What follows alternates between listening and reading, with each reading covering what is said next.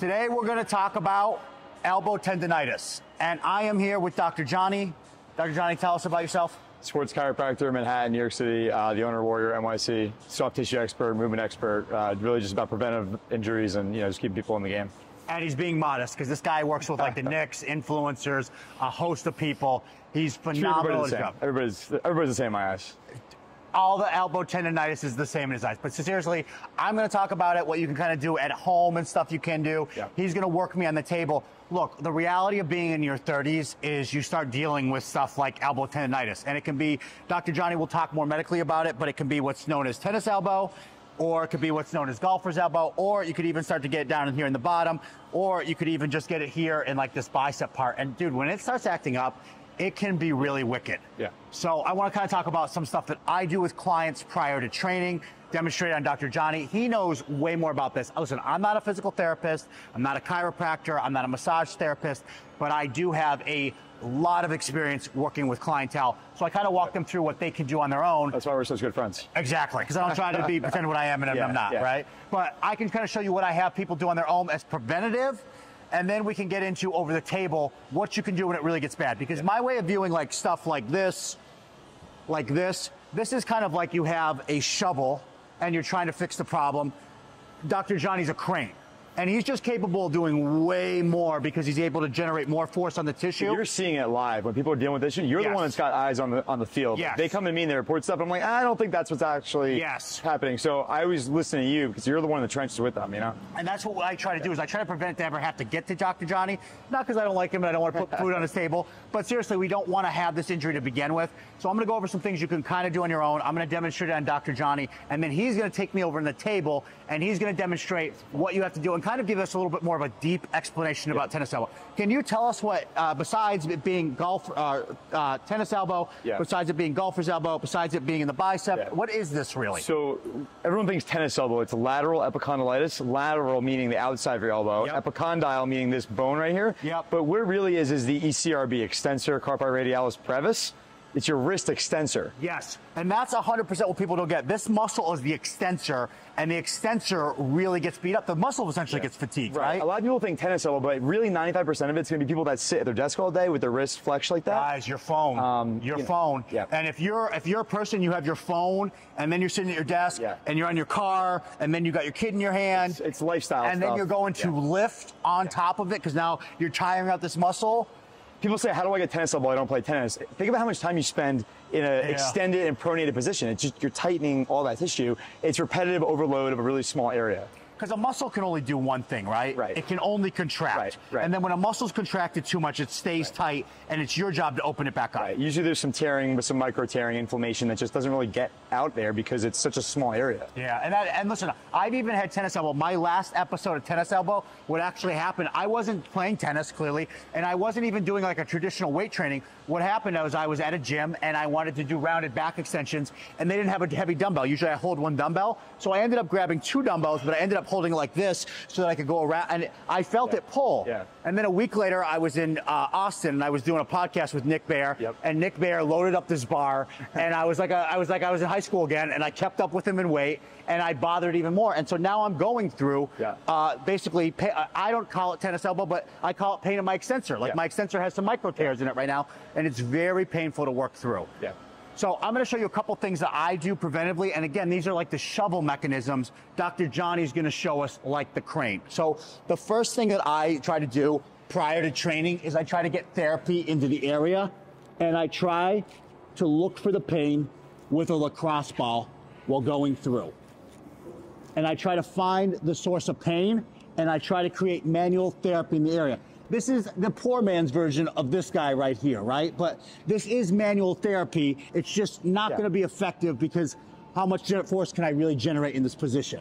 But it's a great thing to do prior to training, especially if you have pain, because what I think it does is it brings blood flow to the area and it primes it before you lift. Yeah, it's going to promote healing either way. Yeah, and a big thing is, guys, is you don't want to really take off time from training. Yeah, listen, it's very hard to make progress at the gym. So if you can get in and you kind of foam roll the area, that's going to be very preventative. It's going to prevent you from not being able to go to the gym. So in other words, foam rolling prior to training is going to allow you to work out. The other thing that I then do Because again, once I feel like, and you would know, speak to this better, but I feel like once it gets into one area, it starts bleeding into the rest. You compensate, and the forearm's not a whole lot of muscle tissue, so you start really throwing your weight around. Wrist is I mean, not a big area, and you basically start overloading other tissues. That's what happened. If I get it in here, then I'll start to get it in my tricep at all as well, tendonitis. So a lot of time I'll foam roll the area, and then the second thing I'll do is what I call an extensor stretch. So I'll get into this position, and I'll straighten out my arm, and I get a lot of tension through that whole elbow complex through there. And I just try to wake it up and do it. Again, I think you're going to give us much more sophisticated stuff to do. That's good, but I do this stuff with my clientele while they're going through the pain. So if I had a client and they were hurting presently with some sort of elbow tendonitis, I would have them do this stuff prior to training just so they can get through the session and they not be worse the next day, because it's only going to progressively get worse. It's going to start as a micro tear, but it can become a full tear. But most of them take about 6-12 months to really fully heal. That sounds scary, but it lingers for a while. It comes back often. It does, and because you use it so much in everyday life, right? The other thing I find, though, is that if you can mitigate it, it doesn't progressively get worse, and it can actually start going the right way, and you can still work out. 95% of tennis elbow is non-operative, meaning that with surgery, surgery is the last option, but only about 5% of this actually progresses through surgery with treatment. Without treatment, it's a different story. Amazing, amazing. I'm going to set up the band. I'm going to show one more thing I like to do. And this is because, again, a lot of times you get that tendonitis in the elbow. And so what I'll do is I'll take a band and I'll loop it through. And then I'll just do tricep extensions with the band very light. And I like the band, Dr. Johnny, because there's not a lot of tension in the shortened position, and the tension increases in the lengthened position. And what I find is it's just a very nice way to ease in. None of these are meant to make tennis elbow. This might make tennis elbow a little better, but these are just meant to warm it up so that you can train when you have it. Again, if you're dealing with it, you need to go to a professional and do the stuff necessary, but this is stuff I do prior to allow somebody to train. So the big guy that we're looking at there is it's called ECRB, extensor carpi radialis brevis. Basically just means extends the wrists and the fingers, and it stops up here. So my biggest modality that I like to do is something called active release, ART, where we basically kind of do a pin and stretch for that area. What happens in a soft tissue injury is it's kind of this like negative feedback loop, meaning you have a tissue that's injured, so it hurts. The more it hurts, the less you use it. The less you use it, the tighter it gets. The tighter it gets, the less blood flow goes there. The less blood flow gets there, the more it hurts. So it's this loop that keeps kicking you, in the butt. And what we like to do as manual therapists, chiropractor, physical therapy, whatever, is we like to break that pain cycle by introducing movement under tension, forcing circulation in there, blood flow in there, and really getting some sort of flushing out of the tissues. A lot of times there's a micro tear in there. 95% of them are non-operative, meaning it can be treated, conservatively, but it does take time. People get frustrated. They'll hear stats like, 6 to 12 months for this to fully recover. But think about how much you're using those. You can't really rest. The problem is that day to day you're using this thing, so it's getting aggravated to some extent. And you think that you're good. You go to, turn the faucet off or grab the garbage, and it's like, oh my God, it's back. So we deal with chronic cases. But the nice thing about what I do is it's like, you want to see me. You want me to fix that. I'm the first line of defense. If I can't get you better, then we're talking injection. We're talking a long period of resting from the activity that you love. What are some things? BBC 157, the peptide effect. You're a big fan of peptides, right? That peptide I am. PRP. I think PRP I actually like for this one. You do? Okay, The reason is because in a tendonitis or a ligament issue, there's a lot, it's called like an avascular, right? Like if you have a muscle tear, a muscle's going to get some blood flow through the pumping of the actin and the myosin. With a ligament and a tendon, it's avascular. So we want to force blood cells into that area. So I'm actually a big fan of PRP for tendonitis, especially in small joints like the elbow. So, the way that they would do it is they would kind of find those micro tears. We're talking, it's a little painful. People don't enjoy that treatment. But, what I like to do as a manual therapist is, some active release. So you saw the things I was doing to try to prevent it. And now what he's saying is line number 2, really, if you cannot work it out, if you can't correct it, come see him, let him do, Dr. Johnny do active release.